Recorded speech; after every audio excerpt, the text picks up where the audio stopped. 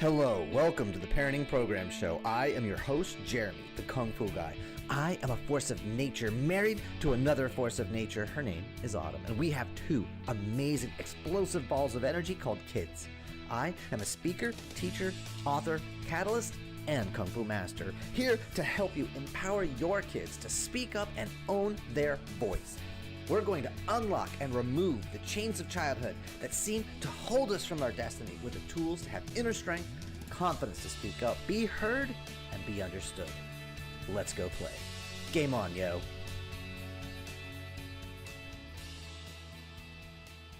Hello, Parenting Nation. Welcome to the Parenting Program podcast show thing stuff.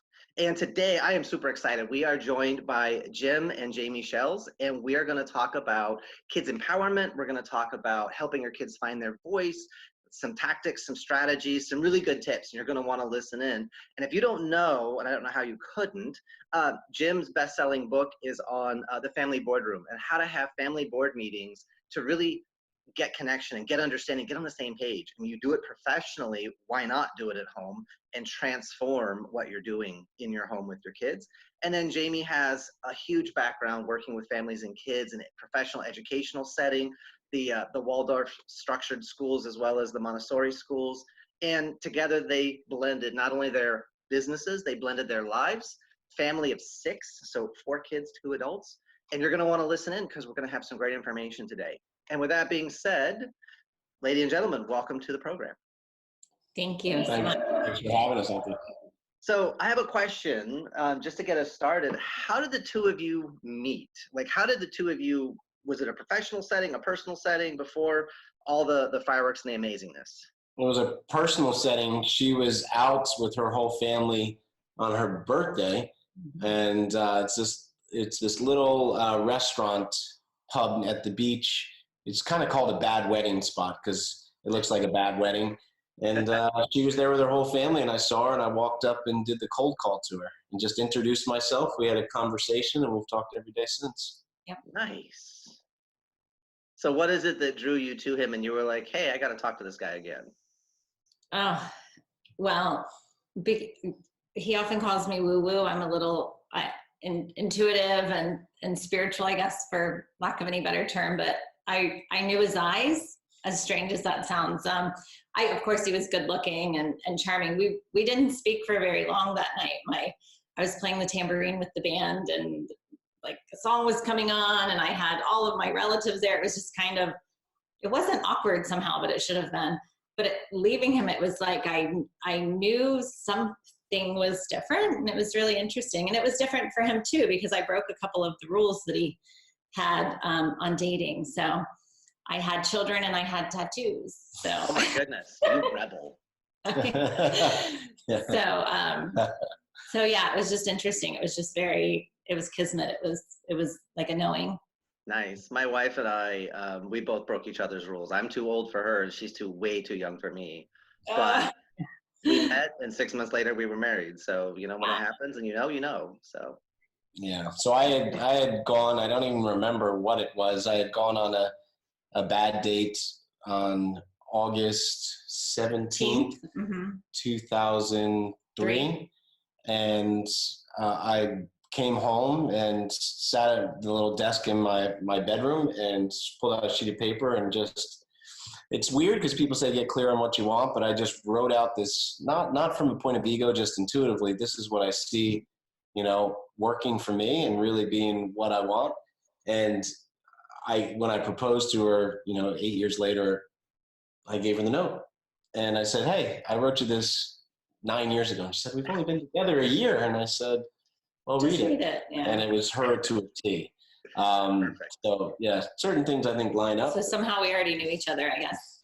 That's awesome. Yeah, and that's a great segue into talking about, empowering our kids to speak up on their voice. Because, as parents, we're thinking, well, wait, my son, my daughter, they just met this person and they think all this stuff. And we as adults, of course, we have baggage and we have all these ideas and we have all these thoughts and our rules.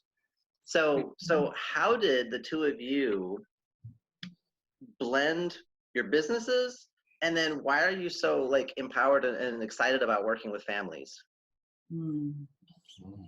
That's a great question. So I'll let you go first. Yeah, what's beautiful about, just as you know, with your own purpose and passion in life, is that we started the business really like blending the business by blending our family. And so when we started dating, Jim was very curious about, okay, so then what will this look like with children? And can we, and starting to incorporate some dates that included the children. And then that first Christmas, he really, he gave the boys a gift, quality time coupons, which then turned into the family board meeting strategy. And so it just naturally evolved. He started doing things, we started doing things. He'd come up with crazy ideas. He'd ask me, what do you think about this? And we'd tweak it, and we'd mold it, and then we'd test it. I know it sounds on our own children. That's what we did. And then we just started seeing results, and we started seeing changes in our oldest son, who had, some learning challenges and some night terrors and just difficulties just from what he had seen in his early developmental days. And so just seeing all these results and outsiders seeing these results, and we wrote a book and then did some things. And now 8 years later, we are well blended. We've in business and in home. It just really, it created a very grassroots thing for us to work with others on. Very nice. Yeah, I think a lot of that starts too with, I was just at an event this weekend. It talks about value-based decision making. Yeah. Mm-hmm. That's how we shared the same values. Mm. On our first away trip, we drove 11 hours to the Outer Banks, and we talked the whole time. I mean, there was never a moment of silence. We talked the entire time about Values. Values, and do you like this? Do you not like this? We played a fun game of love it, hate it for 11 hours. And we just found out that our values were completely aligned. And I think when your values are aligned with your spouse, that's the starting point of a really strong family. And that's not always the case today. People just settle, or they go for this. And I think both of us had settled in years prior because we didn't know better. And once we found each other, we're like, wow, it can be this good.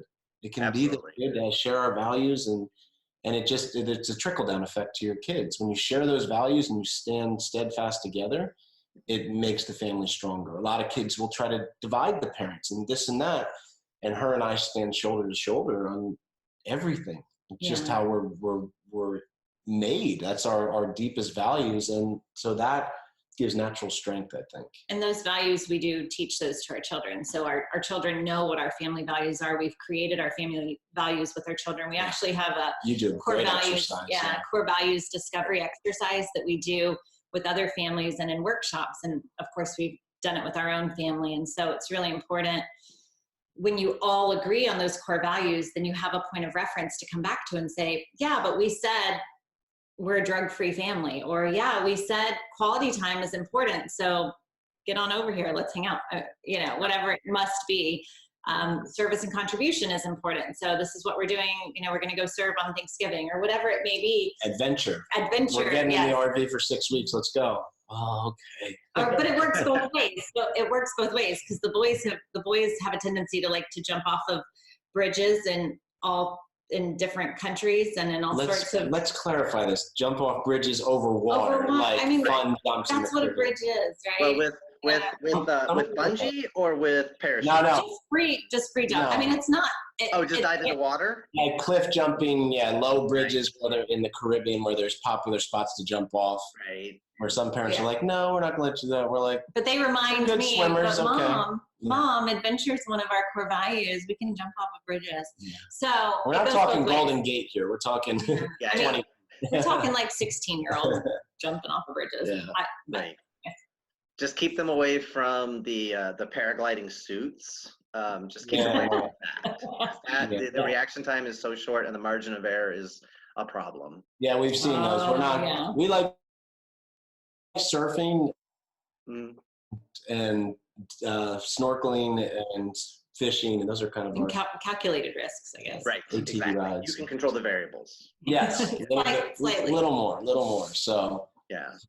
That idea of having those values, I encourage families to create a mission statement. What is it that encapsulates that? So you have a guideline for what are our values, what's important to us. And if we know what's important, it clarifies a lot of conversations. And you can short circuit a lot of drama because, oh, wait, what did we say were our guiding principles? Oh, that's right. So now where do you think we should go with this? Yeah. And it allows the kids to kind of problem solve themselves. Exactly. It does. And that mission statement, we do the same thing. We call it like a decree or a mission I like that. statement. Yeah, based on those values. So the core values might be 5 or 6 words, but what are those words in action, right? And so if you come up with a mission statement, so it might be faith as a core value, but in our mission statement, our decree, it's we are faithful to a loving God. You know, so just kind of expanding upon whatever it is that we mean by that word. So what if, as the kids get older, they start to push back on those values and say, hey, I don't like this. I don't like the way we're doing it. Can they call like a board meeting, and can they change the language, or can they propose motions and things like that? Yeah, I think people support what they help create. Jamie and I didn't sit down with, I mean, our youngest are only 2 and just 5 as of yesterday. So happy birthday. Yeah, thank you. It was a great time. But they add in their part, but a little more minimalized, just of what they can, but we want their involvement. But the 2 boys who are now, 14 and 16, we didn't create this and say, here it is. It was to sit down and say, what do we value? Mm-hmm. So this was a collaborative. So can that happen? Absolutely. We could sit down and do the same thing and say that. So everything is an open discussion in our house. Nice. And I think if you start with them creating it with you, could that happen? Absolutely. But they're creating this with us. So they're not challenging something we created. They'd be challenging something they've created. We all have created. Yeah. And we've reworked it over the years. There have been times where we realized that, maybe we used the word service or, contribution, but we wanted to change the word to service and giving, or, there's been times where we're like, this word doesn't serve us anymore. Let's try this one. And, yeah, we haven't had it happen yet to a point, because these are such cool. This is adventure. This is sobriety. This is humor. This is service and contribution. This is family or love. Like we've changed, because sometimes it's like, oh, well, quality that's such time. A given. None of them have said, well, we don't really want to have quality time with you guys anymore. So we haven't been approached. These are so deep rooted. They're not more.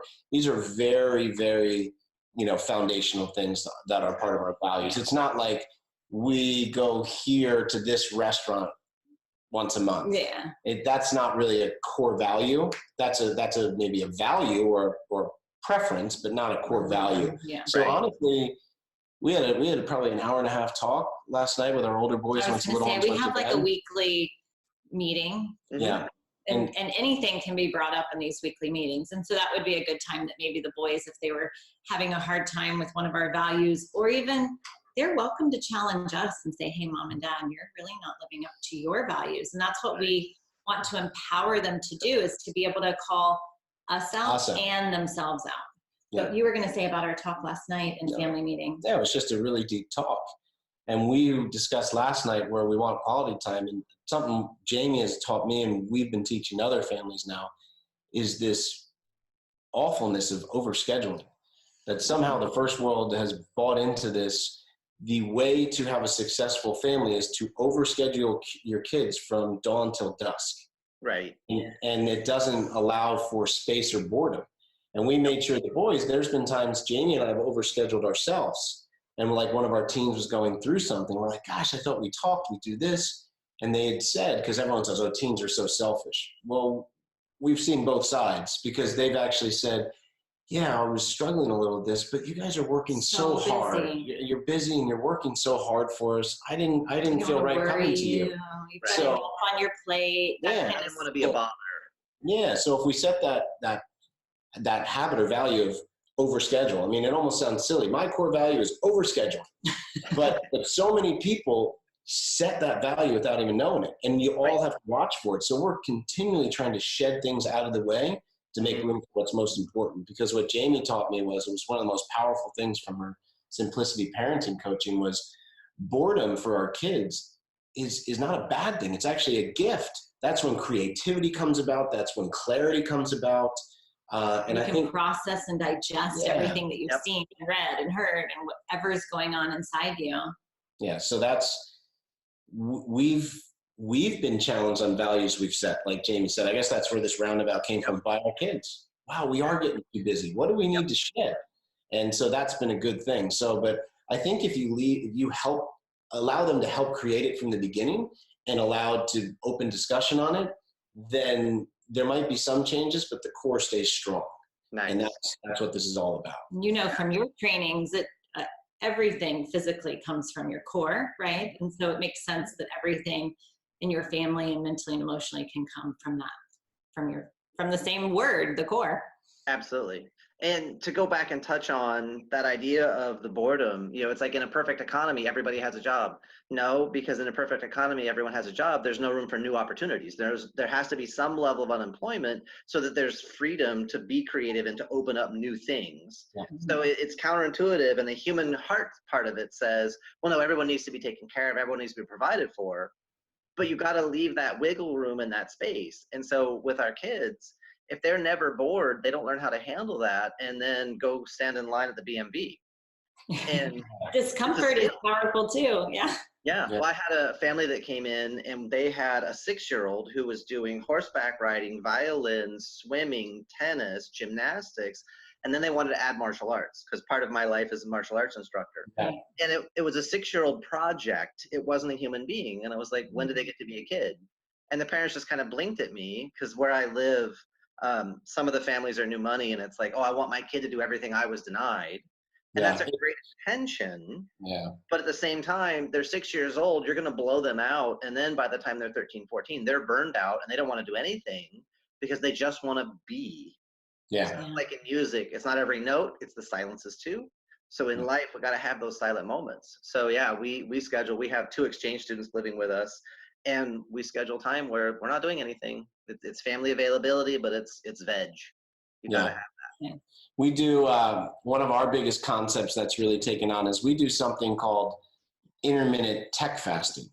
So I've heard, you've heard of intermittent fasting now, and there's controversy and things, but we practice it a lot of times. You're intentionally only eating between this time and this time. It's supposedly good for weight loss, weight maintenance, organ revitalization. Well, again, you're not giving up food. You're just very deliberate on when you're eating to give rest and rejuvenation the other times. So we coined intermittent tech fasting. We're saying we're not going to take away our phones or our kids' phones completely and say, move to a survival ranch in Montana. No, don't touch electronics. But we're going to have times of complete and total unavailability at the same time. So Jamie, as our master accounts for our phones, we allow a certain amount of time that they can use and they budget how they will. And then between now 6 and 8 every day, our phones go off. I'm not checking email. I'm not checking a text thread. We're not checking social media. We all go off so we can just, as you said, be in front of each other. It's not saying they can't still talk with their friends or use things, but we're going to have a time when we're all there, that there's not this blocking. We're totally unavailable for everything else, but we're available for each other. Perfect. And honestly, I think that if more families would do that, just starting for 1 hour a day, all of this over craziness and disconnection and just would start to, because we've seen ourselves what happens in this small time period. Deeper conversations happen, more jokes happen, simple play happens. We're at the beach more, we're doing something, and we start working into those core values. Like one of the things, we start talking about our last adventure or our next adventure or a crazy subject in our learning that we've talked about. Or we sit at the dinner table longer because there's nothing to get back to. Yeah, it's not, let me take this call real quick. This person, I can't believe they said this on social media. Let me respond to them real quick. Like, no way. We're completely unavailable. So we call it intermittent tech fasting. If people will just commit to that, I think it can do a lot of good. Just start somewhere. Yeah, so for the listeners playing along at home, I hope as you guys are listening, you're picking up, we're answering the question of how do you empower your kids? And you've already hit on a bunch of those topics because we've already talked about the kids get a voice in co-creating the family's values and the family activities. They can give feedback, they can hold mom and dad accountable and call them out, especially probably the teenagers more than the 2-year-old, because the 2-year-old is like, I want a cookie. And then the 5-year-old's more like, I want YouTube, or I want a nap, or I want, so The 5-year-old's our girl, and so our friends have joked that all your sons are going to work for your daughter someday, because she is our strongest little soul. She calls us out more than anybody.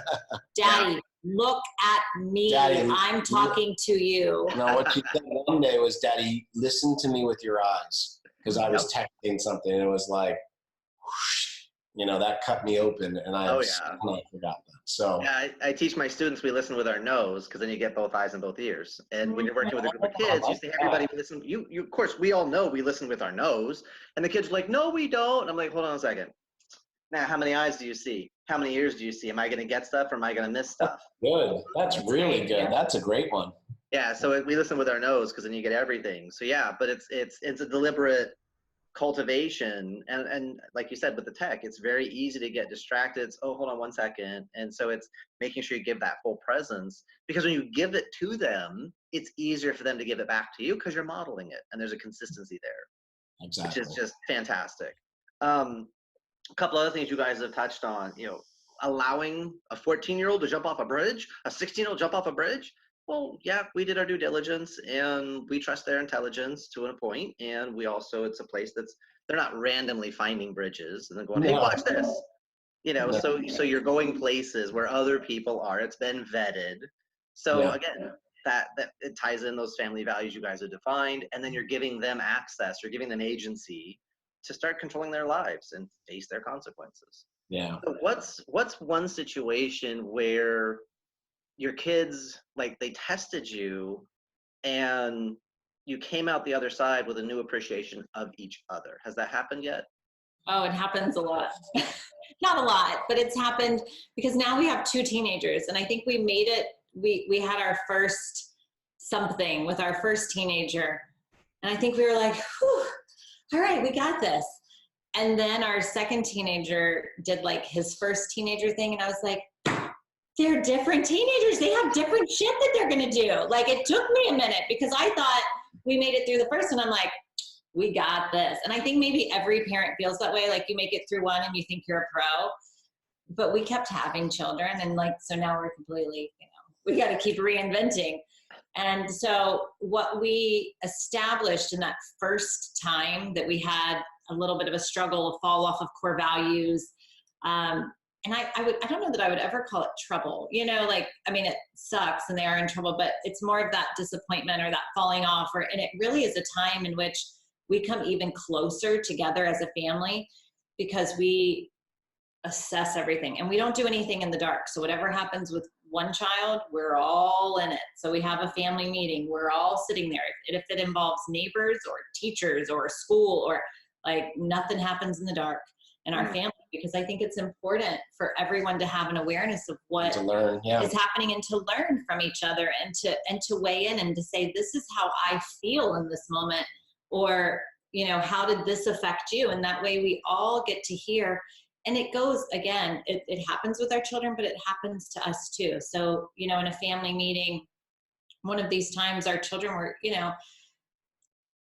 let us know, hey, Dad, you don't ever tell us when you're traveling. Like, what? You're traveling tomorrow for a week? We had no idea. How come you're not communicating this?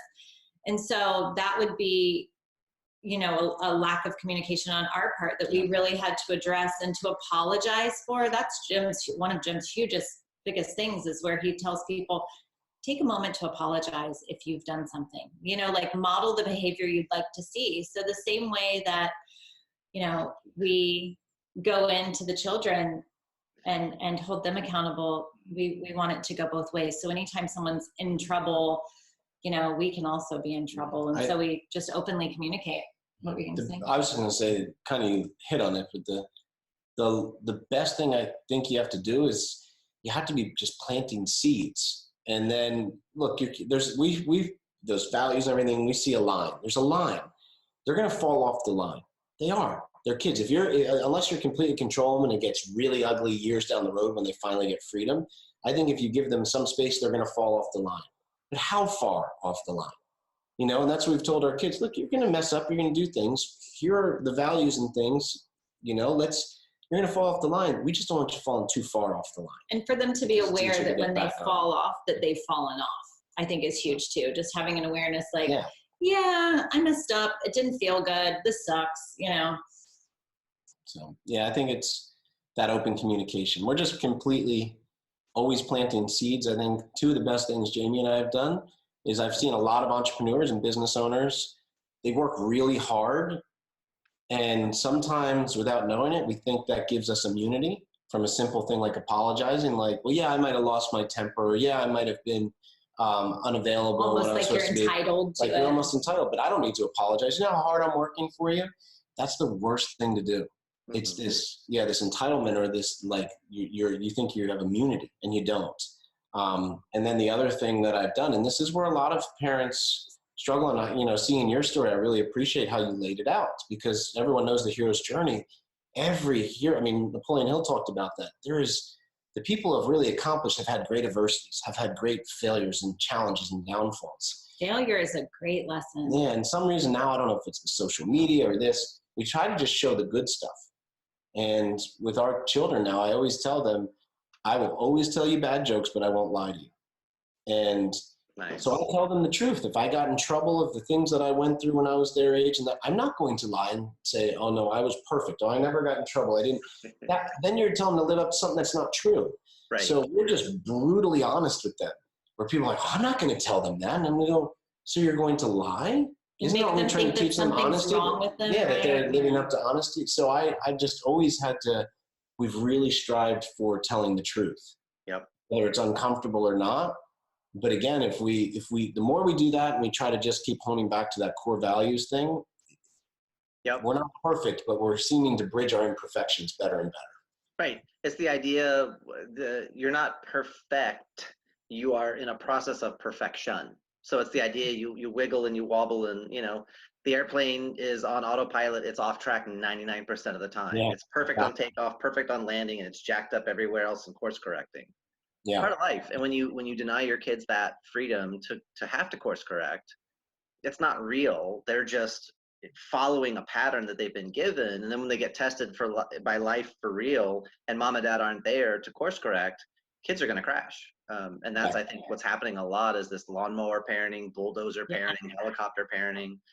I don't want my kids to suffer. I don't want them to experience pain. So I'm going to remove everything. And then life comes in, and it's either a feather or it's a brick or it's a freight train. You're going to get hit. Yeah. How are you resilient to that?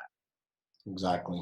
Absolutely. So if there was one thing you could get all families to stop doing right this instant, you push a button and every family on the planet stops, what would be that one thing? And you can have two answers because two people. You want me to go first?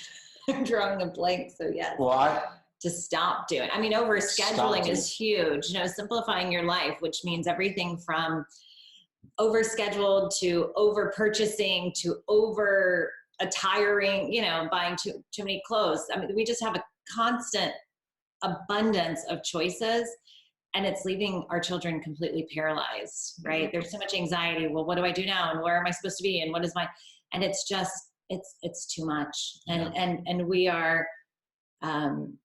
bombarded with toxicity between, you know, media and social media and exposure to things. So I think just putting too much on our children. They are children. Stop treating them like little adults. Yeah. And for me, I would say just stop buying the hype. From what we've done working over the last 10 years, and we're very open and vulnerable about us, like we never teach from a point of perfection. We talk about our mess ups and that we just keep trying. We're keeping to try, you know, to make the course corrections, like you said. Mm-hmm. There's somehow, again, I don't know what caused it, but people who have little struggles in this, they think, gosh, there's something wrong with us. And it's just not true. There is no perfect family. Family life has never been about perfection. It's been about bridging imperfections.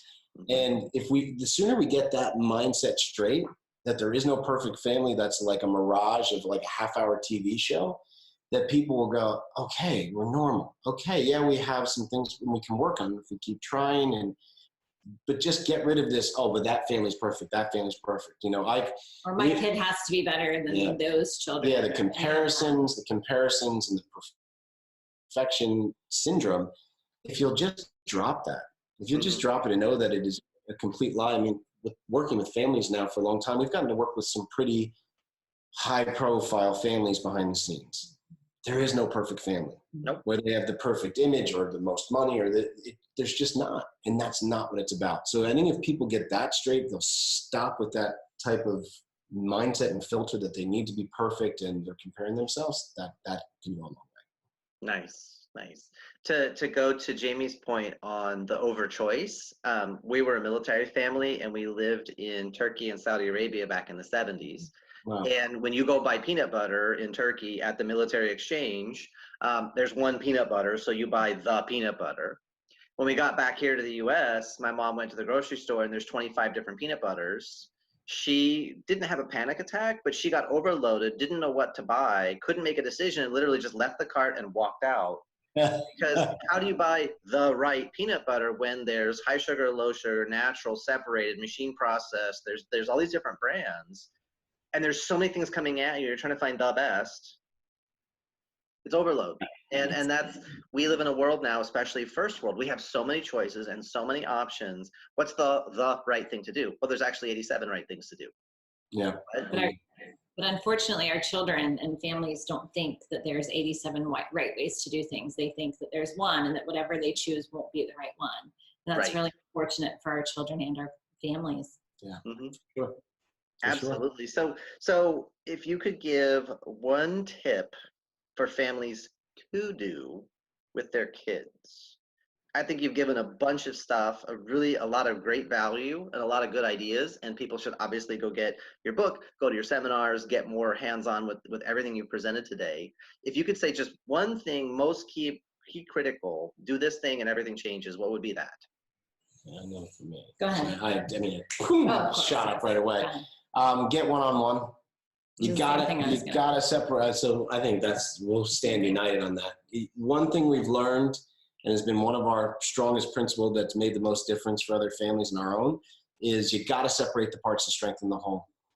It's so important when we think about all these big family get-togethers. That's great, but it's the one-on-one time. When I have one-on-one time with my son, or my daughter, or Jamie does, or Jamie and I have one-on-one time, it's those times of separating the parts that strengthens the whole.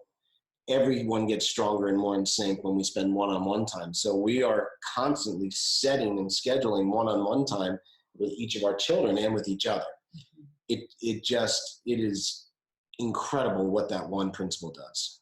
It really helps you identify each one of your children as their own person. It helps you identify your spouse apart from their work or apart from your children. It just really, it's like a windshield cleaner. You really get to see things a little more clearly and from their perspective and different aspects of them that are just great. Awesome. And then what has been one piece of advice you have received from outside that made the biggest difference? For me, it would be rhythmize your life around your most important relationships.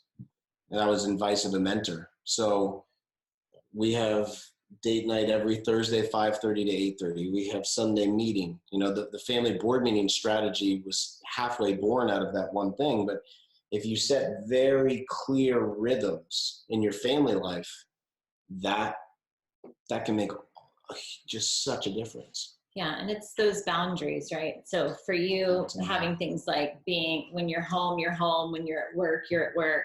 We don't have a home office because that gets a little confusing for the children, even for me, even for you. You come out to squeeze cheeks and eat a snack. And so I'm with you on that one. I was going to say the same thing, that quality time, getting one-on-one quality time is definitely a game changer. But what advice? Oh, I'm sorry. Yeah, I was back on the last question. She's on the same page with you. I was really into what you were saying. What a piece of advice. Yeah, I said rhythmizing, setting rhythms to each of the most important relationships. I was thinking of rhythm. Yes. So, gosh, I think core values is so important. Just getting really clear on your core values as a family. You can have core values as an individual. So that's kind of how we discover our core values as a whole family, because each person can look at what their core values are, maybe some words or some things that matter a lot to them. And then you bring them together as a family and there's overlap. And so there's naturally things that you each hold dear that maybe you've never had a conversation around, like, well, yeah, I guess this would be comprising our core values. And then when you get really clear on that, it just gives you that entire baseline for your family operations, for your relationships with each other, for your communication with each other. It's just such a good base for all other things to grow from. Yeah. Awesome. Well, I think we're about out of time, and this has been great. And you guys have just obviously a passion and a wealth and a humor and a vulnerability and honesty that I think comes through.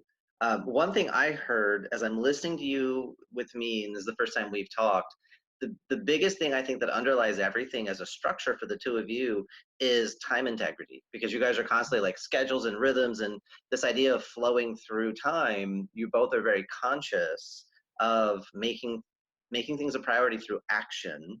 And how do you do that? By putting time onto it, putting time into it. And so I appreciate the time that you've given me today and to share with my audience. And so I'm going to encourage my people to go and find out more about what you're doing. Where's the best place for them to go and get the latest and greatest from the two of you? We've got a couple of places. You can find us on our website is 18summers.com. We are on Facebook. You can find us either by searching 18 Summers, the family board meeting, both of those you could find us. And we are on Instagram at 18 Summers Tribe. Sweet. Any parting thoughts? Thanks so much for your That's time. it. It was No, great to be appreciate here. being here. Thank you very much. Perfect. And that's a wrap.